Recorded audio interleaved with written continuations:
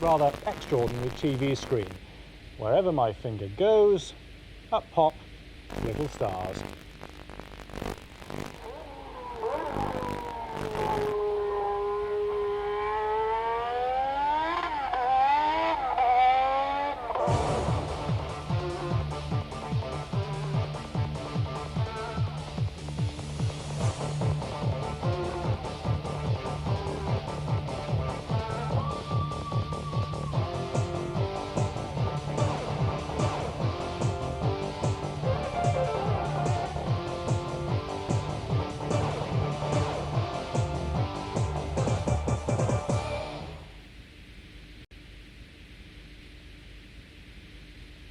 Hello and welcome to sunny Montreal. April Dillon looked imperious last time out on track and enjoyed a battle with teammate Sam Hirani that went right down to the checkered flag, with the teammates separated by just 0.59 of a second as they came across the line, with Hirani claiming the victory. And a good result today here from Hirani and a poor result from Dillon could see the championship momentum swinging into the Britain's favour as we go into the final round in Austria. It's going to be very, very interesting, ever more so with Hirani starting on pole position and Dillon starting alongside him in second.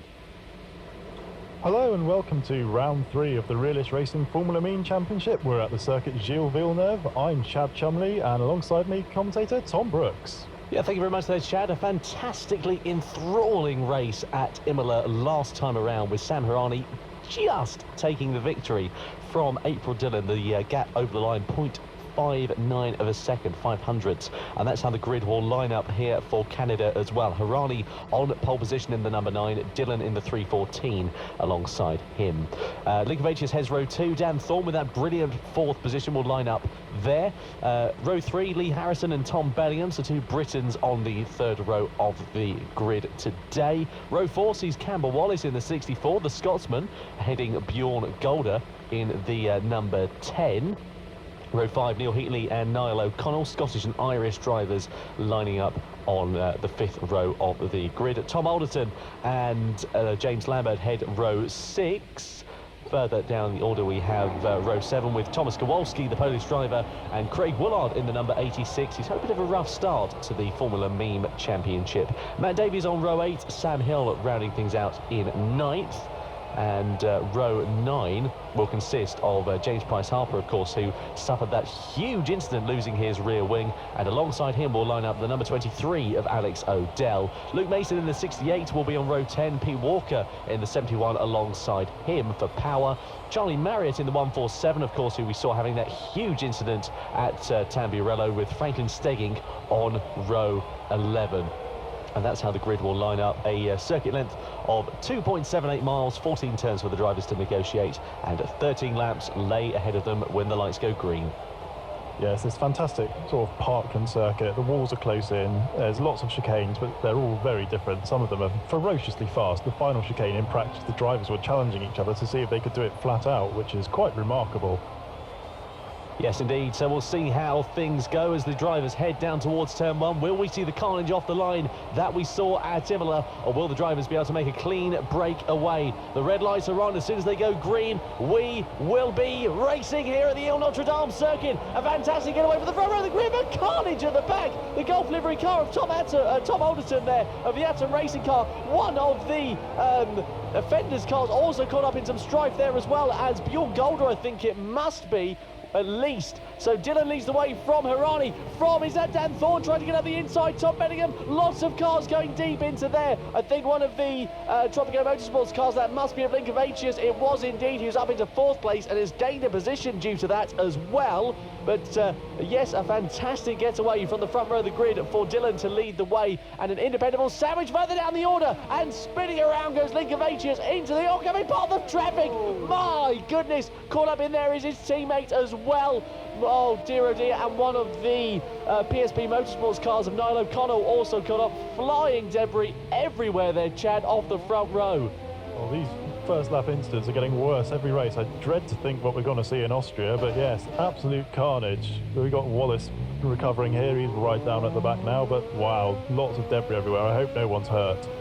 God, dear oh dear, that was quite an incident indeed. Neil Heatley has taken right advantage of that though, and is sitting very happily in 7th position. Price-Harper in 8th place, so it must have been Lee Harrison off the front row of the grid who was caught up in that strife then, so that's really not going to help Lee Harrison's championship charge. Up the inside, into the right-hander, goes Price-Harper, the final chicane on the track, side-by-side racing between the two as they come down towards the first corner. They're going to have to be very careful of the Dutch veteran racing car, who's not too far behind. That must be Franklin Stegging, and indeed it is. So Price-Harper right ahead of the Neil Heatley there, of the Eiffel Power Motorsports car, and now Heatley's got to contend with the 72 as well of Franklin Stegging. Stegging, of course, who we know is an incredibly quick driver, but Price-Harper loses it over the curbs, coming out of the chicane, and he's gone all the way further down the order than he would have liked to have gone, and he's right down now, a million places outside the points, and a lot of time to make up there for Price-Harper, and that means then, Chad, that Neil Heatley is up into 7th with Franklin Stegging in 8th.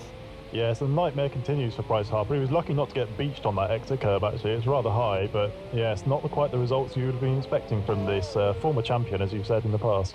Yes, indeed. Unfortunate there for Price-Harper, but plenty of time for things to change for the offender's driver as they come down towards this hairpin. A good overtaking spot if you can line it up. Stegging thinks about it, and Heatley gives him racing room, so side by side between the two as they come out of the final corner. They've got this little kink to contend with in the back straight, and who will it be that will remain on top? Into the chicane they go, and still Heatley leads the way from Stegging. Fantastic racing between the two. Stegging lines it up into the final chicane, and fantastically well done for the number 72. The Dutch veteran racing car gets himself ahead up into 7th position. Neil Heatley down into 8th, and further down the order you can see the power car. I believe that must be of either Pete Walker or Alex O'Dell, sitting there in 9th position as well. But Dylan there absolutely romping away, and Harani has lost his front wing, going straight into the back of one of the cars there. My goodness, that is not what Harani needs to console his championship lead, and that means then that Dan Thorne is going to be right on his back bumper. Yes, but with no front wing, Hirani's going to have no grip when he gets to some of the faster corners, so this should leave Dan Thorne in a remarkable 2nd place, with Harrison coming up fast in 3rd. But this is going to be nightmare for Hirani's championship. If he has to pit to fix that front wing, he'll do well to get back in the points. He's trying it every which way he can, turns into a corner, and it goes straight on. Unfortunately, he's going to have to pit surely. That's just too much damage for Harani. He's not going to want to, though, because he's going to lose so much time in the pit lane, but he's going to lose even more time into the corners, but did a very good job to collect that apex there. But as we come down the back straight and in towards that left and right king, this is where he's really going to struggle, and especially with the final chicane as well. But yes, Sam Harani really not having a good day, and into the barrier, my goodness. So, into the barrier. Has he got any more damage from that? Will he carry some suspension damage as well? He's surely going to go into the pit lane, and indeed he does. Slows down a considerable amount into the box, and then will get a new front wing, and the team will check over his suspension on his car as well. Yes, he left nothing on the table in that in-lap, as we see a replay of the start from the 86 of Craig Woolard. This must be where the instant, yes, Tom Olsen, someone went into the back of him and he span across the front of Woolard, and that's just caused a chain reaction that's involved several cars. Yes, indeed. What carnage off the start of the grid. 71 of Pete Walker also caught up in some strife there as well, so it must be Alex O'Dell that's sitting in about 10th position at the moment. But Harani now back out on track, but very far down the order, and he's going to have to contend with avoiding Tom Kowalski as well. And straight into the side of him goes 147 of Charlie Marriott into reverse gear immediately, reverses it around the corner and flies back out onto the circuit. But Sam Harani did clip the car, did clip the barrier, but won't be suffering from too much damage. But he is now down in 11th position. He's going to have the bit between his teeth, and the red mist will surely be descending there, Chad, to try and get himself up into some points. Yeah, it's really not his day, is it, with the back markers? But I suppose he was racing for position with those, but it looks like he's got away with minimum damage from that last contact. Meanwhile, April Dillon is sailing away in the lead. Can't believe her luck. Absolutely, yeah. Monstrous performance here from the number 314 of April Dillon. Could be very much on for her first victory in this Formula Mean Championship, and that will of course mean that if Sam Harani does not score, that the two will be separated by just a couple of points. And very commendable performance to Dan Thorne as well, the number 802, sitting there in a valiant 2nd place. Be very, very interesting to see if he will be able to get himself further up in the championship as well. But he's got to contend with Lee Harrison, the number 7 of the offenders. So we're going to be very interesting to see how Lee Harrison will be able to bridge the gap, and that's certainly not going to help Dan Thorne's cause, and he went a bit deep into that chicane, and that's going to allow Lee Harrison to be right over his rear wing. Yeah, so I was just wondering how long it would be before Dan Thorne messed up this golden opportunity for a podium, and as we see, Lee Harrison goes down the inside into the hairpin, but this is going to give Dan Thorne a good slipstream going down the back straight. If he can carry the speed through the kink, he could have a run into the chicane at the end of the back straight. Very potentially so. The closing speed on these cars is quite significant, especially at 200 miles an hour. Through the kink they go, and they'll head down in towards the chicane. We could see a side-by-side move. We could see a great overtake from Dan Thorne. He tries the lunge. There's a bit of contact between the two, and he spins out of the final corner after contact with Lee Harrison. They both end up in the barrier. My goodness, what an incident here at the Circuit de Gilles Villeneuve, and the Dutch veteran racing car goes streaming past of Franklin Stegging. So he's up into second place, is the number 72, and contact there out of the final corner. Oh dear, that is not what they wanted to happen, and it's certainly not going to help their cause in the championship either. No, it looks like Dan Thorne got a great run down the straight, but just didn't know what to do with it when he got to the chicane, because there's no braking zone, so he just went for it, and I've got to put the blame on Thorne for that one, I'm afraid. That was pretty poor driving, and now he's battling with his teammate, which is something we haven't seen yet this season, which is surprising. These two are glued together most of the time, and Bjorn Golder's having a good run here up in fourth. This is the best we've seen of him this season. Yeah, absolutely. So the two Independables cars interlock within a number of different battles. The Eiffel Power Motorsports car not too far behind either. Locking of the brakes there from number 13 of Neil Heatley. The unlucky number 13 unfortunately comes to bite him, and he's now down a bit further back than this battle going on. But commendments to all of these drivers sitting in the points-paying positions. Will we be able to see a good battle between Golder and Bellingham in the latter stages of this race, or will it come down to a mistake from Dan Thorne that will allow them to get further up and further points on the board? Through the kink they go, and right over the back rear wing is Tom Bellingham up the inside of Bjorn Golder into that final chicane, flat out through there, gets the run, but Golder is going to have the slipstream and the advantage going down towards turn one. Bellingham knows that. He goes defensive into the first corner and doesn't allow Golder a sniff of an opportunity to try and take that position back. But a fantastic overtake there from Bellingham to get himself up into fifth place, and Golder now demoted down to sixth. Yes, that was a great move by Bellingham, and now there's nothing separating him from his teammate up in fourth, so brace yourselves, because when those two come together, fireworks tend to happen. Meanwhile, this is Hirani on his recovery drive. He's already up to ninth. He was 12th, as we saw when he came out of the pits, and now he's chasing down, looks like Sam Hill in one of the Aureus Motorsport cars.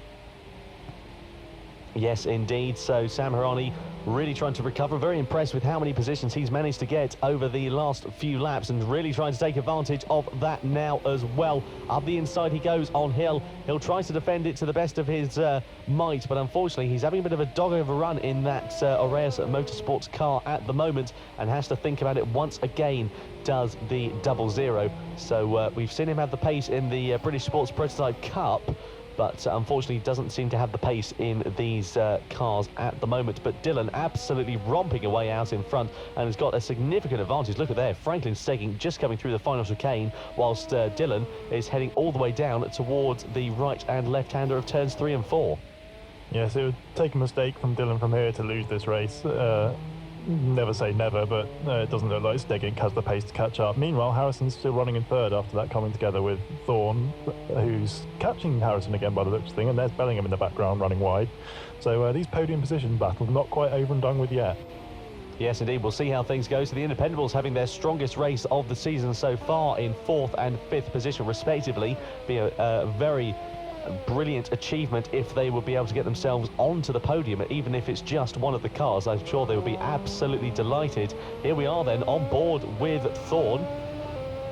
Yes, normally likes to drive his car with minimum amount of wing and lots of oversteer, so it'll be interesting to see how he puts the power down out of some of these slower chicanes. There are lots of oversteer on the way in there, and a little bit of a four-wheel dropped on the way out, just as you'd expect to see. It tends to wear his tyres out, but that doesn't seem to faze him too much. No, not at all. Coming down into that chicane, very difficult braking zone. These cars, of course, have got a huge brace on them, and huge amounts of power at the rear wheels as well. So lots of oversteer and lots of locking up going into there as well. I'm loving this onboard shot from Dan Thorne at the moment. Through the kink they go, absolutely flat out and in towards this final chicane. Just listen to the throttle. Just a hint of a lift and a little bit of a shift down, I think, there from Thorne, but absolutely flat out nonetheless through that final corner. Yes, in the qualifying he may have attempted to take that flat, but in the race conditions, oh, and he's had a spin. Oh dear, this is going to drop him out of the contention for the podium and into the clutches of his teammate potentially.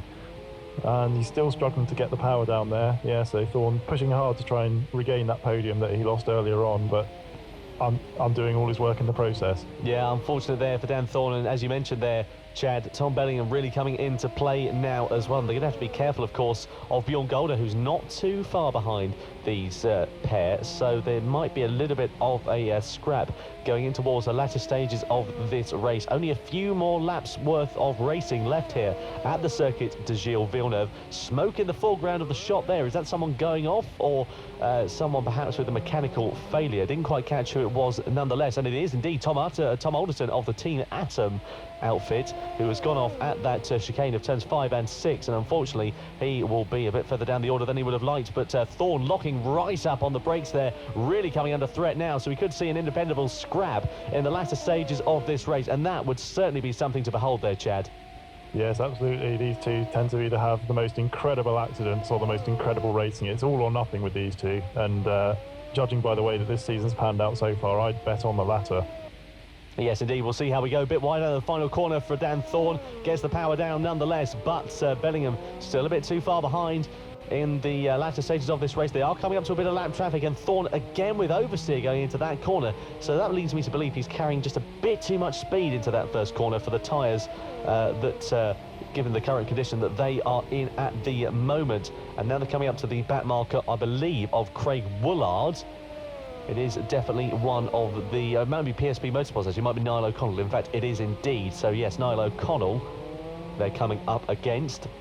Hopefully he'll be able to be aware that the quicker drivers are able to get past, but this could be a setup for a move from Bellingham. We know he likes a good lunge. We know it's not always paid off, but we could see it do so here today at the Circuit de Gilles Villeneuve, and especially on his teammate as well. That would be quite the overtake to behold.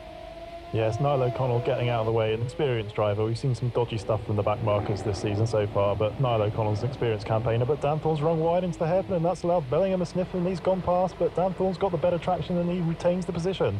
Absolutely fantastic racing between the two Independables cars at the moment. Fourth place they are. Through the kink they will go, and surely we're going to see Bellingham launch a lunge up the inside in towards the final chicane. He's in the slipstream now. Thorne doesn't go defensive, but he's got enough of a track position to be able to hold that line into that corner. And once again, Bellingham with a bit of a poor run out of the final corner isn't able to take advantage. Thorne locking the brakes, the retardation on those tyres, and the flat spots on those tyres are going to be like a 50p piece by the time they go into post-race scrutineering. But in towards turns 3 and 4, and Bellingham is right over the back bumper like a rash at the moment that Dan Thorne would rather he was able to get rid of. And unfortunately for Bellingham, he's not able to take advantage where it matters. Yes, I thought Thorne was going to lose the position for sure into that final chicane, but he carried a ridiculous amount of speed through it and somehow held it all together, and now Bellingham's got to mount up for another attack, potentially at the same spot. And there's smoke ahead in the background. That looks like potentially some back markers. Yes, there's a squabble. Oh, and Bellingham's gone off on the chicane. Yes, indeed. So just a few laps remaining of racing here today, and there's a car without a front wing there. That looks like one of the Two-Tone Motorsports cars. No, it's not. I apologise. It is, in fact, was it a Kaibitsu car? There was definitely a flash of red on the paint scheme there. It must have been Tom Kowalski, actually, of the Junior Motorsports outfit, and he went straight on at that hairpin without a front wing. So a very nasty incident there. I haven't seen a crash of that hairpin for a long, long time.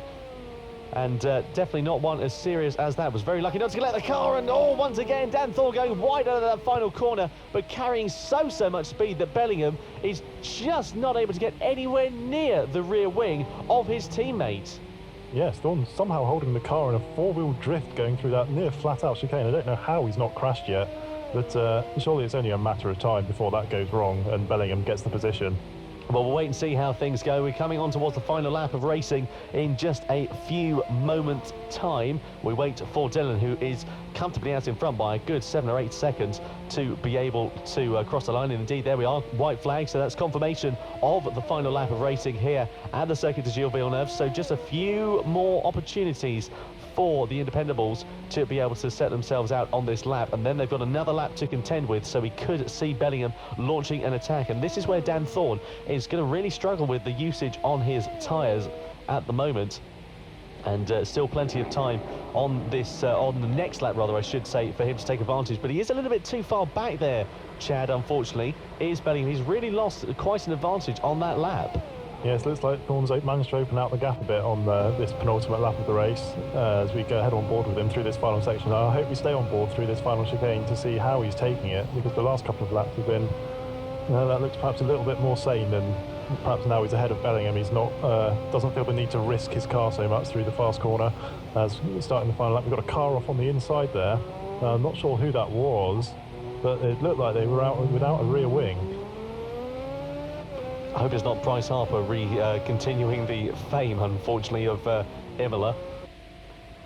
Meanwhile, here is the dominant person in this race. It's April Dillon coming through the final corner for the defenders. What a race it has been, and what a dominant performance. April Dillon comes across the line to take her first victory of the Formula Meme Championship, and that will mean that she will be just a few points behind her teammate coming into the next round, the final round of the Oostenrijk Ring. And no, lost it coming out of the chicane there has Dan Thorne. That's going to allow Bellingham surely up the inside, side by side, tries it around the outside in towards that hairpin. Does Bellingham? He locks up on the brakes, but so does Dan Thorne. They both go deep, and Bellingham has got the position on the final lap here at the Circuit de Gilles Villeneuve. But it was only a matter of time before these two started getting involved, and then of course it starts to happen in the final few corners. But it looks like Thorne's got a big run on Bellingham here. Let's hope he doesn't do what he did to Harrison in the earlier in the race, and he's going for the move way out on the inside. Oh no, that's way too fast into there, and spins out of the final corner. Straight into the barrier goes Dan Thorne. That does mean that Tom Bellingham will just get the position, and he's going to finish the race in reverse. My goodness. Quick thinking from Thorne. I want a J-turn across the line. And that just manages to hold on to fifth. But the real star of the race, April Dillon, a dominant victory. A brilliant second from Franklin Stegging, and Harrison up into third. Bellingham taking fourth on the last lap there. There we are, 22.4 seconds, the biggest margin we have seen throughout the Formula Meme Championship. Dan Thorne, a brilliant fifth position coming across the line backwards. Neil Hitley finished in sixth. Bjorn Golden was seventh. Sam Harani finishing in a credible eighth place as well, given his incidents throughout the race. But unfortunately, no points on the board for Harani. James Lambert 9th, Matt Davies rounds out the top 10, his best result of the season so far. Craig Woolard was 11th, Pete Walker, a good performance given his off-the-line dramas, finishing in 12th position. Sam Hill was 13th, Thomas Kowalski was 14th, Campbell Wallace 15th, Tom Alderton failing to finish likewise with Campbell Wallace in 16th.